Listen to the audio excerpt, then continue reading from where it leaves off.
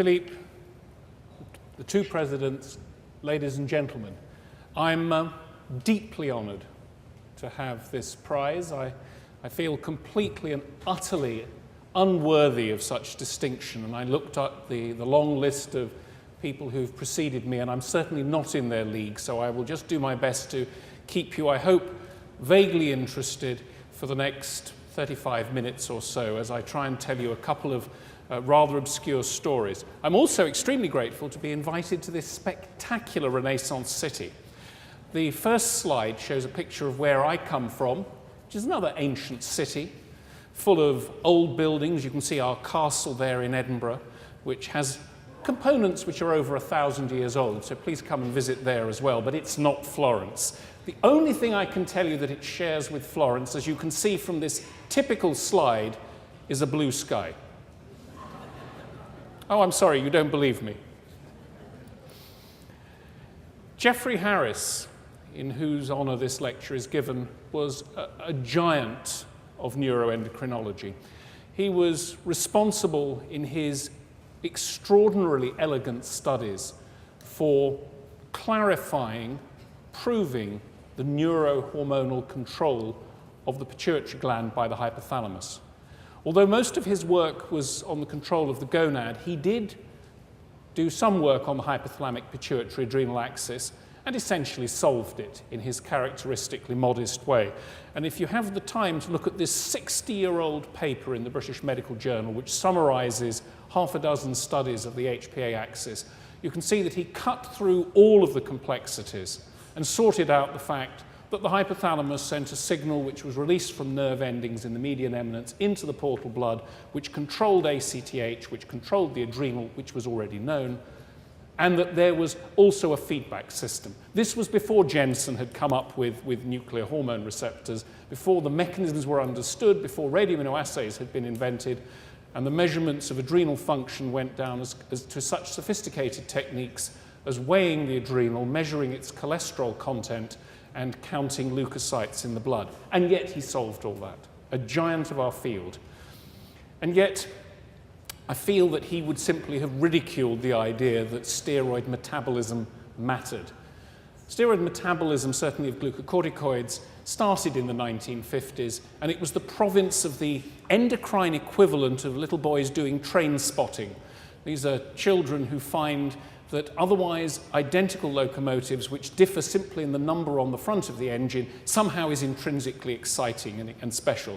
If you like, they're the equivalent of Mr. Bean. And actually, if you look at me carefully, you will see that I look a lot like Mr. Bean, only he isn't quite as follicularly challenged as I am. But I hope I can persuade you that this pair of enzymes, the 11-beta hydroxysteroid dehydrogenases, actually might matter to the hypothalamic pituitary adrenal axis and to neuroendocrinology. And to summarize an awful lot of work from the original discovery of these enzymes in the early 1950s up until to date, we now know that there are two enzymes and they catalyze the interconversion of hydroxysteroids, which are active and bind to receptors, and that's cortisol or corticosterone, and inert forms like cortisone or 11-dehydrocorticosterone. And again, summarizing, there are two isozymes. There's 11-beta HSD2, the second identified but the first understood from the elegant studies of Paul Stewart and Chris Edwards in Edinburgh, that inactivates cortisol and acts as the protector of the mineralocorticoid receptor in the kidney. Like that enzyme, cortisol binds to mineralocorticoid receptors, causing hypertension. And there is also 11-beta HSD type 1, first found in the early 50s, but which my group and Brian Walker's group showed actually works in the reverse direction and regenerates glucocorticoids. And that's about all the biology you need, so let's come on to a couple of stories about how they matter for the brain. The first is the low birth weight baby story. And for those of you who like babies, this is the moment when you can say, "Ah, isn't that nice?" These are two small Scotsmen, illustrating for those of you who don't know Scotland what a Scotsman wears under his kilt. And these two were born on the same day in Edinburgh about 15 years ago, perfectly healthy mums, but the smaller one, we know from the studies of Barker and his colleagues, now repeated all over the world, grows up to have about 3 times the risk of hypertension, diabetes, metabolic disease, double the risk of dying of heart disease, and something like 2 to 3-fold risk of depression, anxiety, schizophrenia, and other psychoses. So these are very, very large effects of whatever it is that a small normal baby marks. These are Barker's original data from the Hertfordshire study, showing that compared with a large baby, and I'm sorry the birth weights are in pounds and ounces, but these were British data done in the 1920s before we discovered the kilogram. Oh, all right, maybe we didn't discover the kilogram. Compared with the relative lifetime risk, because this is looking at people nearly at the age of 70, of depression of 1 in a big baby, a small baby has a 3-fold increased lifetime risk of depression.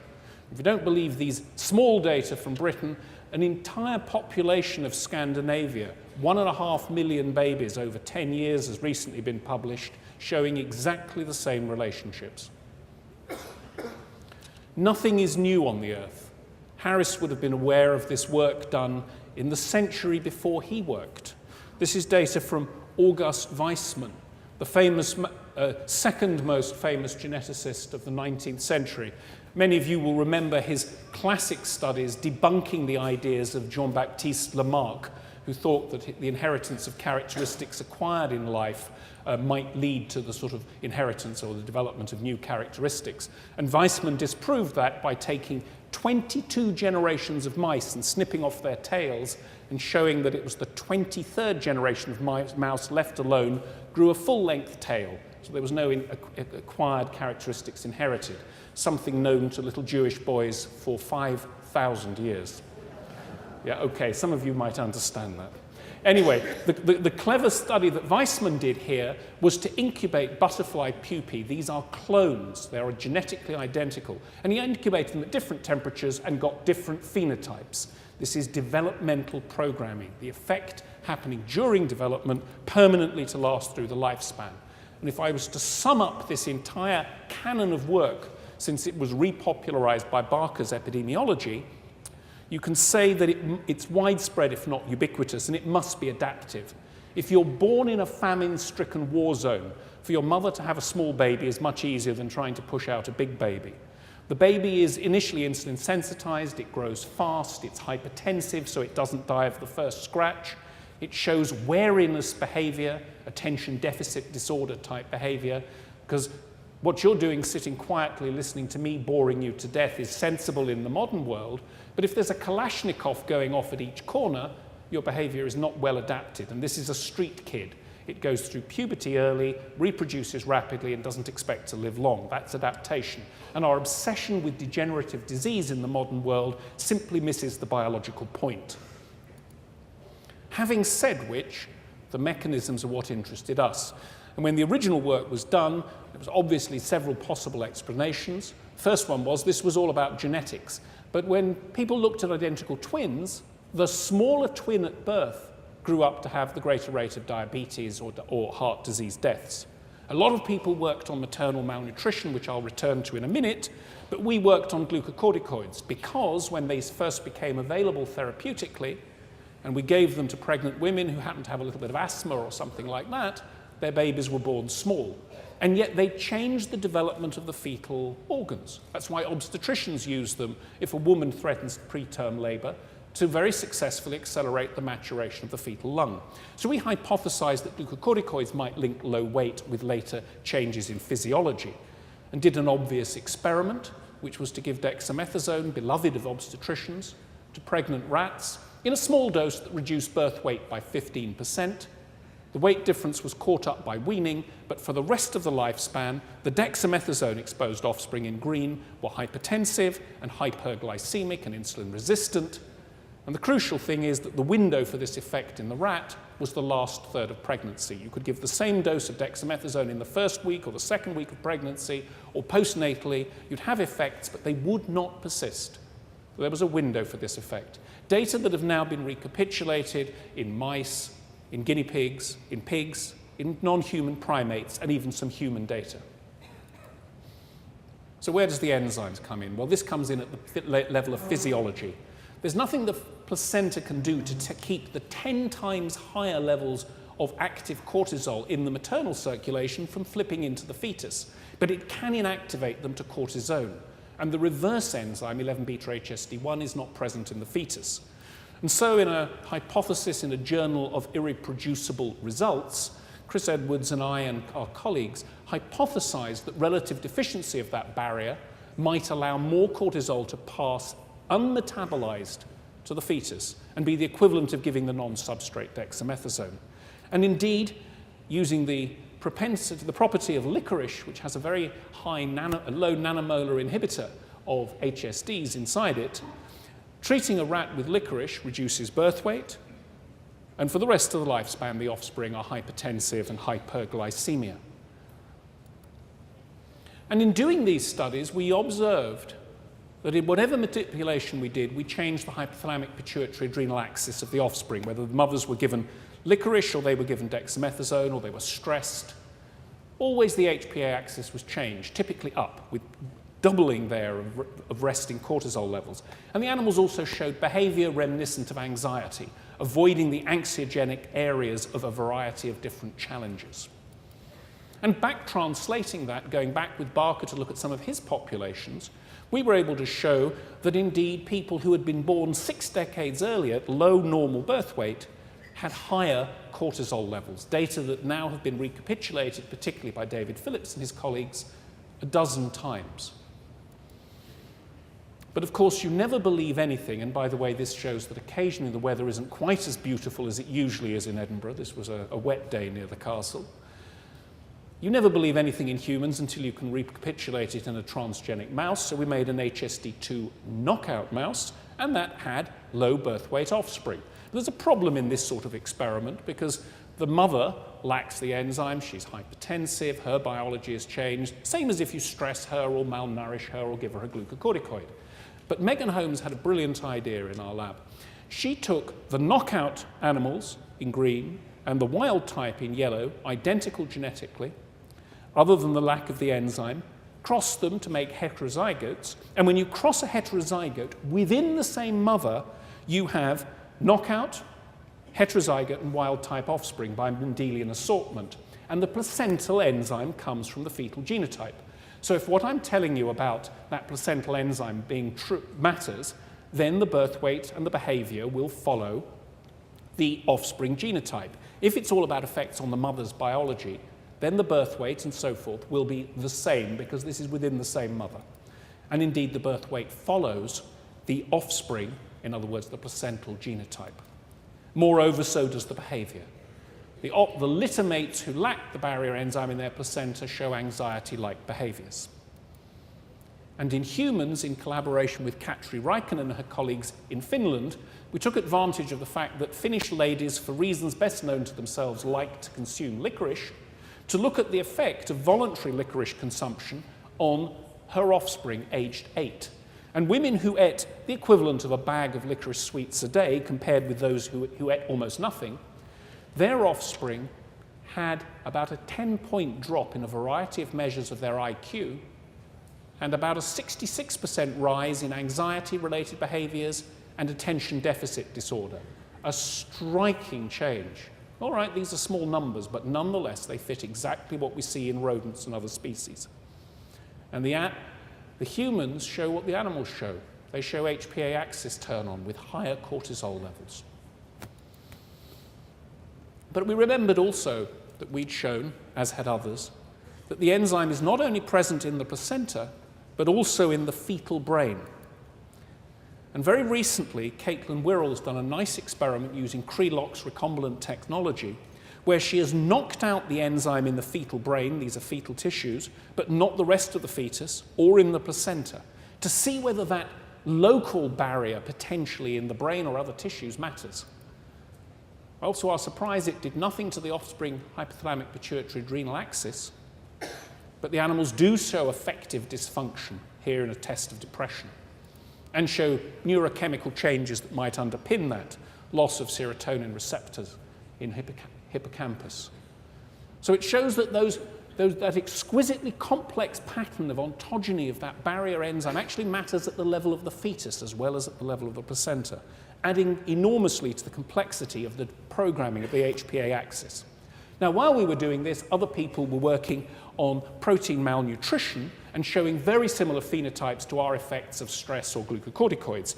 And we were able, in collaboration with Barker's group, to show that protein malnutrition, as the protein concentration of the diet went down, the barrier enzyme in the placenta also went down rather selectively. Stress a mother, not only do her glucocorticoid levels go up, but the barrier enzyme goes down, a double hit. And so we hypothesized that the HSD2 barrier in the placenta might be one of a rather limited number of mechanisms by which the maternal environment, be it her diet, stress, or disease, signaled to the fetus saying, hey, little Johnny, life out here is going to be tough. Better turn up your systems and get ready for a hard existence. Well, recently we've been able to examine that interesting hypothesis directly.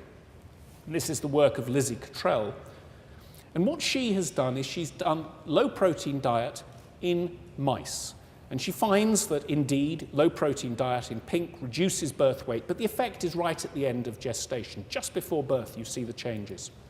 Whereas the offspring has high corticosterone levels in the middle of gestation and right throughout late gestation.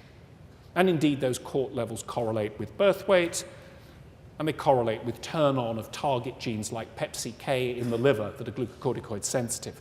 So that all fits with low protein, increasing glucocorticoid levels.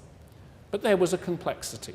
Yes, she was able to show that late in gestation, that placental barrier enzyme had gone down.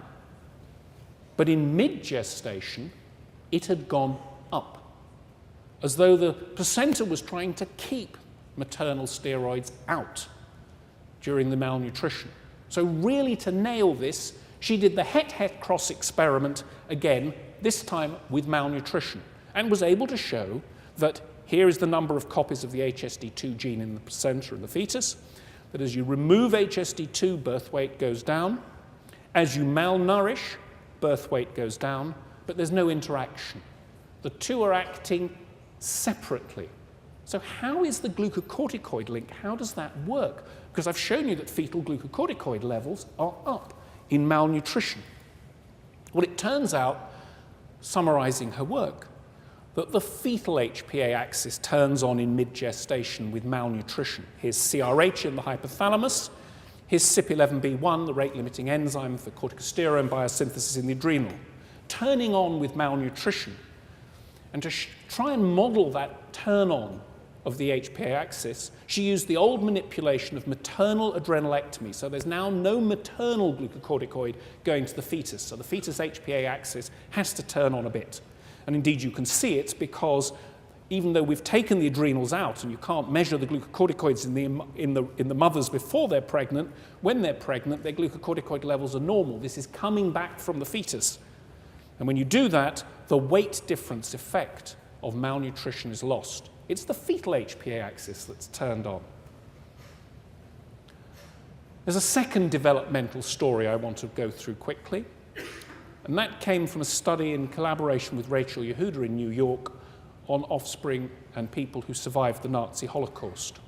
Looking at some elderly Jewish individuals who survived the Nazi Holocaust and then went to New York, compared with controls of the same ethnic background but had gone to New York a generation earlier, we were able to confirm her original data that glucocorticoid levels are somewhat lowered in these individuals.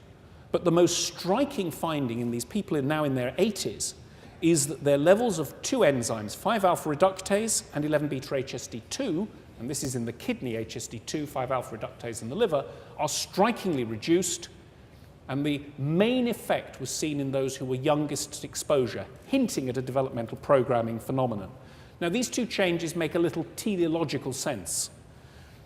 Cortisol is inactivated in the liver by 5-alpha reductase type 1, and you can imagine if you're born in scenes of unbelievable starvation and deprivation, that an adaptation in the liver might be to allow cortisol to persist, to squeeze every last drop of metabolic fuel out of whatever food you have. At the same time, HSD2 destroys cortisol in the kidney, and you can imagine in an environment which is completely deplete of added salt. There weren't any salt cellars in the concentration camps. but you might get rid of HSD2 and allow extra cortisol to bind to the MR and retain every drop of sodium without increasing cortisol in the blood, thereby causing muscle loss and brain defects. So these seem adaptive changes that have obviously persisted in these Holocaust survivors through their lifespan. And that makes some sense for the HPA axis too, because we know that a lot of cortisol is destroyed in liver and kidney, the vast majority of it. If you reduce or remove those degradations of cortisol, cortisol persists, acts in part as part of the feedback, and so the HPA axis simply turns down and the adrenals shrink because cortisol has got a longer half-life. So testing that, we've modeled that. We can model the same enzyme changes in malnourished or stressed rodents. But this data are quite telling because they come from a collaboration with David Russell's group in the States. And these are 5-alpha reductase 1 knockout mice. And they have low cortisol levels, just like the Holocaust survivors, with their low 5-alpha reductase at a third the level of normal people. And we wondered whether that developmental programming was a vulnerability factor for some of the psychiatric disorders seen, particularly post-traumatic stress disorder. And indeed, in 9/11 survivors, people who got out, who were looked at immediately, we found that lower 5-alpha reductase predicted those who would develop post-traumatic stress disorder. And it seemed to persist into the next generation. So again, with Rachel Yehuda, we showed that those whose pregnant women, we found 187 of them, who'd been in the Twin Towers or in the neighboring buildings and escaped, their 9-month-old offspring show low cortisol levels, but only if the mum has PTSD, in other words, this vulnerability diathesis, and not just PTSD, because that might be her mothering style, but she has to have PTSD and have been exposed only in the 3rd trimester. Same amount of PTSD exposed earlier in pregnancy, no effect on the offspring. And going back to the Holocaust survivors, we found, these are cortisol day curves, that their children born an average of 15 years after Holocaust, so they weren't themselves exposed, and they are psychiatrically and physically normal, these individuals. If their mother has post-traumatic stress disorder, her offspring have low cortisol and low 11-beta-HSD2 and low 5-alpha reductase in the absence of any disease. And we're now looking at the 3rd generation to see whether we can see the same thing moving on. Well, of course, all of this developmental programming begs a question of mechanism, and we and others have published quite a lot on this, and I have collaborated for a number of years with Michael Meany, who has a talk later in the meeting on this.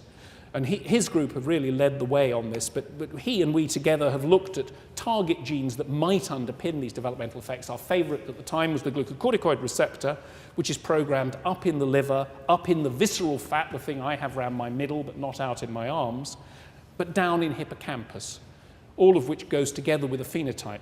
Increased sensitivity to glucocorticoids, but high glucocorticoid levels because they're blind to feedback. And in explaining this tissue-specific changes, Karen Chapman and Jim McCormack sequenced and sorted out the promoter of the glucocorticoid receptor gene, which has 11 alternate untranslated first exons, each of which is distinctively controlled. And I'll draw your attention to this brain-specific exon 1,7, or relatively brain-specific, which is regulated uniquely by a transcription factor, NGFIA. And Michael's work has been able to show that that promoter on the NGFIA site is susceptible to demethylation or methylation depending on environmental conditions in early life, with an enormous dynamic range. And the more methylated it is, the less the glucocorticoid receptor can be transcribed, the less receptor is present, and the greater the HPA axis. Which takes me to the possibility of this being true in humans, and to the rather grim Glasgow suburb of Motherwell, perfectly named in the context of what I'm talking about. And this obstetrician, who he was 2 meters 10 tall, ramrod straight, shock of white hair, and he wanted his women to do better, so he insisted they ate a pound of meat a day. And they were all terrified of him and did what he said. And they were poor as anything, so they ate very cheap meat. They had the Atkins diet written large. And on the Atkins diet, you guessed it, the babies were born small. They have aged 40 when Rebecca Reynolds and her colleagues have gone back to look at them. higher blood pressure, higher glucose, higher insulin. Here I'm showing you her data showing higher cortisol. And in recent data, we've shown they have increased methylation of the glucocorticoid receptor 1,7 promoter, so less glucocorticoid receptors, and increased methylation of 11-beta-HSD2 promoter, all of which makes perfect sense with what I've said before.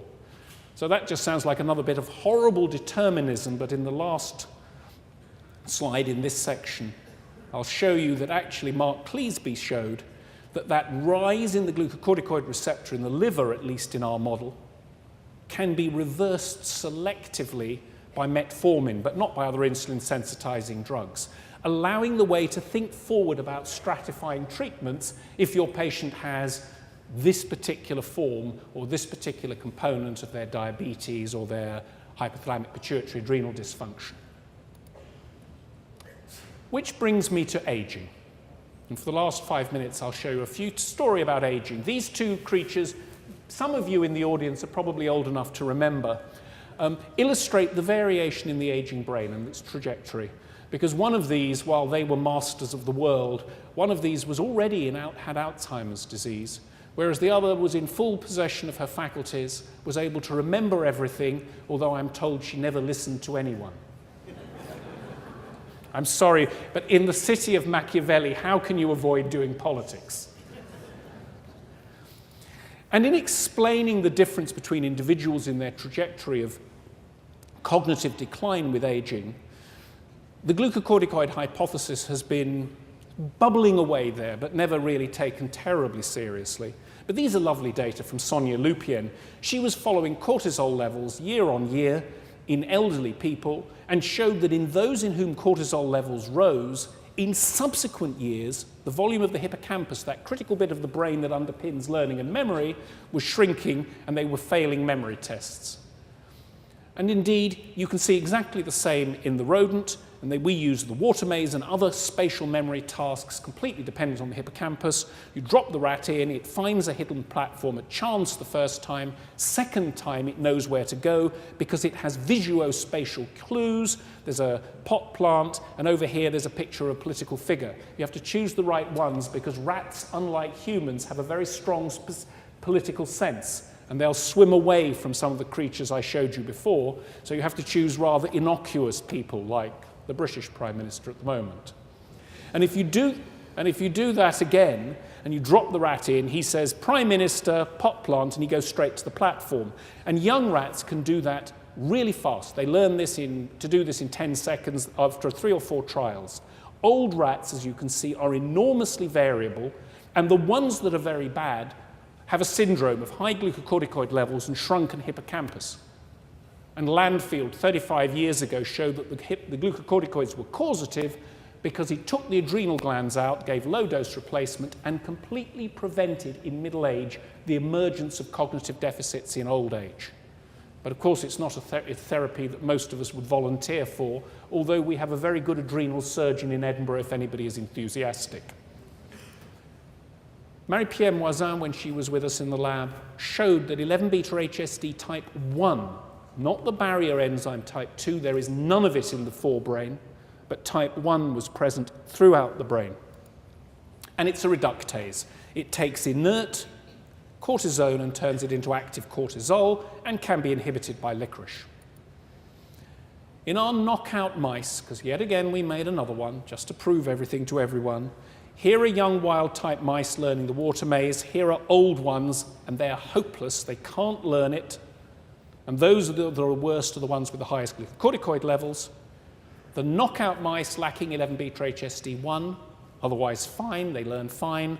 The equally old knockout mice learn fine. They are protected from age-related cognitive impairments. And I would suggest to you the reason is that when we measure corticosterone levels inside their brains by 3 different methods, they are half those of the wild type, while circulating levels are the same. This is an intracrinology effect, an amplifier of glucocorticoid action inside the hippocampus. Take it away, you reduce the glucocorticoid load.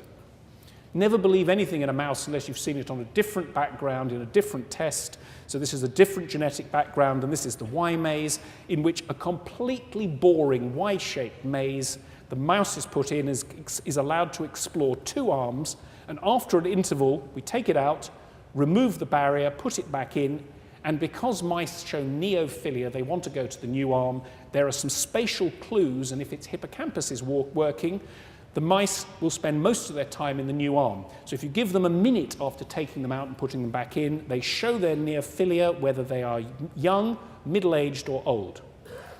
Now we give them a real memory test. We give them 2 hours after taking them out before we put them back in. The young animals are fine, but here in yellow are the wild-type animals, and even in middle age, most of them can't remember the new arm, and when they're old, they can't remember it at all. But if they lack 11-beta-HSD1, they remember just fine. And we think this is an effect on the brain itself, because this is the hippocampal equivalent of memory at the level of the synapse. This is something called long-term potentiation, electrophysiological phenomenon.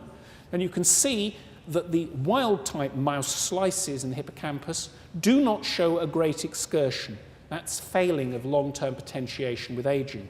But the knockout animals, same age, have long-term potentiation. I'm not showing you the young ones. It makes the slide too busy, just like a young animal. So that's a drug target. Is it a cause? Well, it turns out that HSD1 is up in the aging hippocampus by about 30%. And the more it's up, the worse the animals do in their memory tests. And to link this with what I told you before, there is a developmental programming phenomenon whereby early life stress hardwires more HSD1 in the hippocampus. Trying to model that, Megan Holmes was able to show that with a 50% overexpression transgene in the forebrain, the animals learn fine when they're young, but by the time they're 18 months old, they're taking 2 or 3 days longer to learn the water maze. So we're causing cognitive impairment. So that makes that rather an interesting drug target. And I have to say, a lot of companies around the world have been very interested in making inhibitors. And I'm showing you data from our academic attempts to make inhibitors. And I'll show you a couple of inhibitors. And these are low nanomolar, orally active agents. And when you give, here is the Y maze. This is a young animal spending most of its time after a 2-hour interval looking at the new arm. An old animal, given vehicle, not remembering. Give it an 11-beta-HSD1 inhibitor, and it can remember. This animal's only been treated for 2 weeks. Now, of course, HSD1, as we and others have shown, is important in the periphery for metabolic control, but these are lean animals, and there's no metabolic effect worth its salt in them, but it could be peripheral. So we gave the inhibitor. This is a different inhibitor, ICV, and again, you get the improvement in cognition. And Joyce Yao, who's been leading these studies, is nothing if not persistent, and she's actually done a reversal experiment, beloved of pharmacologists. She's also changed the color of the slide, so the novel arm is in purple. This is a 1-minute inter-trial interval showing old animals are neophilic. If she gives them vehicle for 10 days, it doesn't improve their memory. She gives them the inhibitor for 10 days, it improves their memory. She then flips the pumps over. So the one that had the bad memory is now given the active drug. Its memory is improved after 10 days. The one that's memory was improved is now given the dummy. Its memory goes away. This is remarkable. This is reversing cognitive impairment over short periods of time simply by manipulating glucocorticoid levels in the brain. Which brings me to the therapeutic problem, the unmet medical need of Alzheimer's disease. Well, they have high glucocorticoid levels, and maybe this is relevant to this, the cognition defect in Alzheimer's. I don't know that in humans, but I can show you in this Alzheimer's model mouse, which bears a human Swedish mutation of APP, that in these 15-month-old mice, which have got brains full of Alzheimer's plaques, if you give them the active drug, the HSD1 inhibitor, over a month, you improve cognitive function. And very much to our surprise, in these unpublished data, you halve the number of plaques in these already old and very, very heavily lesioned animals.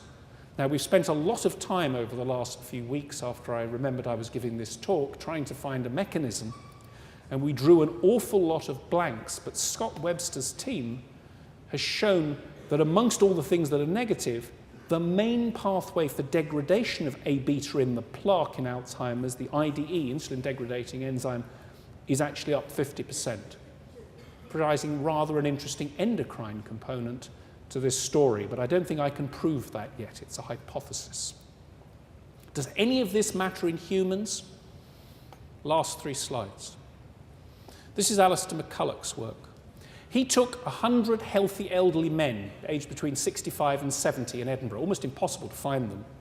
But he found them, and then he revisited them after 6 years. There were only about 55 left. Some had died, some had moved away, some had become unhealthy. And he asked the question, what predicts the cognitive decline and the brain decline in these individuals? And we've done a lot of things, but for glucocorticoids, the only thing that correlated and predicted was the baseline whole body 11-beta HSD ratio. Not the HSD2 ratio, HSD1. And that explained about 11% of the variance of the increase in ventricular volume over 6 years. That's actually quite good for a human study, 11%. Even more strikingly, it explained 29% of the variance of the decline in cognition. Well, we were extremely surprised and didn't really believe this was just too strong. So we did it again in another population and got the same results. HSD1 is expressed in the human brain, here in hippocampal neurons, hippocampus, prefrontal cortex. And in a small but potentially perfectly formed, randomized, placebo-controlled, double-blind study, we gave licorice, because we don't have selective inhibitors yet to use, we didn't know at the time we were doing this, to use in humans that are brain accessing. We gave licorice or placebo for 4 weeks to 10 healthy elderly men, and then flipped over to the other drug after a washout period. And the effect of the licorice was nothing on premorbid intelligence, nothing on mood, nothing on concentration, but a significant improvement in hippocampus-associated memory in otherwise healthy middle-aged elderly men. And we again were surprised and repeated this, and we couldn't face finding more healthy men in Edinburgh. We'd run out of them. So we went and found people in the type 2 diabetes clinic who, sadly, Scotland has more than any other country in Europe now. So a story in evolution, a story of translation, a story Harris would have, I hope, liked, although he wouldn't have believed it initially. I've shown you 2 enzymes, 11-beta HSD2, the more easy to understand, that in the placenta forms a link between the maternal, placental, and fetal environments. And in the fetal brain is highly expressed and seems important in the programming of brain. But I suspect that it will be the placental enzyme that will be important in the programming of the hypothalamic pituitary adrenal axis. I've shown you that maternal malnutrition alters that enzyme, but actually exerts its programming effects more likely through activation of the fetal HPA axis. And I've suggested some epigenetic changes in animals, and that these also seem to occur by observation in humans. That's going to form some interesting biomarkers, might form drug targets, I'm not sure. HSD1, the first discovered, but the last understood, turns out to be working in the reverse direction. It's a reductase, certainly in the brain. It amplifies glucocorticoids, and it's elevated in the aging brain. Causes cognitive deficits. And if you inhibit it, or you may have a genetic deficiency, there is a resistance to cognitive deficits with aging. And the inhibitors not only work, they also reduce the pathology in a mouse model of Alzheimer's disease. That's a long way from human Alzheimer's, let me stress. I don't want to exaggerate this. It's a long way. But the inhibitors work in the already aged, including in humans, to improve cognition. But as the picture shows, it's a tough road to have an idea, to actually get it into the clinic, and nearly everything fails, which is why it's such an expensive process. We'll see how far this one goes. I'm the lucky guy who gets to come here to this spectacular city and give this lecture, for which I'm once again, I'm flabbergasted at being invited to speak to you all. But the real talent is the people back in the lab in Edinburgh, the people who've really done the work over the 20 years of work that I'm telling you about. And we've also been privileged to have spectacular collaborations around the world, which has really made doing science fun and continues to make it fun. And I leave you with a picture of Edinburgh, not quite in the spring sunshine, but in the snow. And I hope I've convinced you that steroid metabolism is not completely boring. Thank you very much.